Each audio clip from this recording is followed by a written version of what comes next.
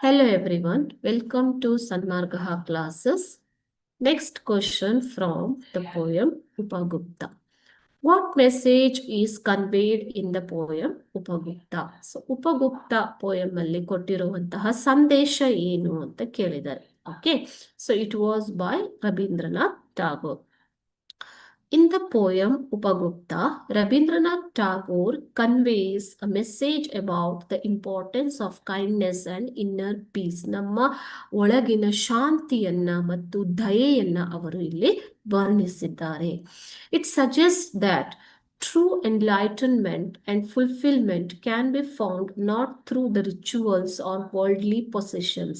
ನಮ್ಮಲ್ಲಿ ಒಂದು ತೃಪ್ತಿ ಅನ್ನೋದು, ಸಂತೃಪ್ತಿ ಅನ್ನುವಂಥದ್ದು ಮತ್ತೆ ಪರಿಪೂರ್ಣತೆ ಅನ್ನುವಂಥದ್ದು ನಮ್ಗೆ ನಾವು ಆಚರಿಸುವ ಒಂದು ವಿಧಾನಗಳಲ್ಲಿ ಅಥವಾ ಒಂದು ರೂಲ್ಸ್ ಅಂಡ್ ರೆಗ್ಯುಲೇಷನ್ ರಿಚುವಲ್ ಸಂಪ್ರದಾಯಗಳಲ್ಲಿ ಇಲ್ಲ. But only by practicing compassion and cultivating inner tranquility. So ನಾವು ನಮ್ಮಲ್ಲಿ ಒಂದು ಸ್ಥೈರ್ಯವನ್ನು ಬೆಳೆಸಿಕೊಳ್ಳುವುದರಲ್ಲಿ ಮತ್ತು ಕಂಪ್ಯಾಷನ್ ಅಂತಂದ್ರೆ ದಯೆ, ಕರುಣೆಯನ್ನ ರೂಢಿಸಿಕೊಳ್ಳುವುದರಲ್ಲೇ ಇದೆ ಅನ್ನುವಂಥದ್ದನ್ನ ಈ ಒಂದು ಪೋಯಂ ನಮಗೆ ಹೇಳುತ್ತೆ ಮಕ್ಕಳೇ. The poem conveys a message about the importance of kindness and inner peace.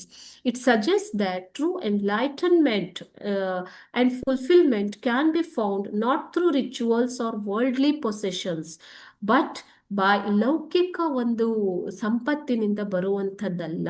ಆತ್ಮ ಸಂತೃಪ್ತಿ, ಪರಿಪೂರ್ಣತೆ ಅನ್ನುವಂಥದ್ದು, ಎನ್ಲೈಟನ್ಮೆಂಟ್ ಅನ್ನುವಂಥದ್ದು ಲೌಕಿಕವಾದ ಸಂಪತ್ತಿನಿಂದ ಬರುವಂಥದ್ದಲ್ಲ.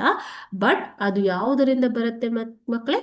ಓನ್ಲಿ ಬೈ ಪ್ರಾಕ್ಟೀಸಿಂಗ್ ಕಂಪ್ಯಾಷನ್, ದಯೆ, ಕರುಣೆ ನಾವು ಬೆಳೆಸಿಕೊಳ್ಳುವುದರಿಂದ ಬರುತ್ತೆ ಅಂತ ಈ ಒಂದು ಪೋಯಂ ನಮ್ಗೆ ಹೇಳುತ್ತೆ. Okay, thank you.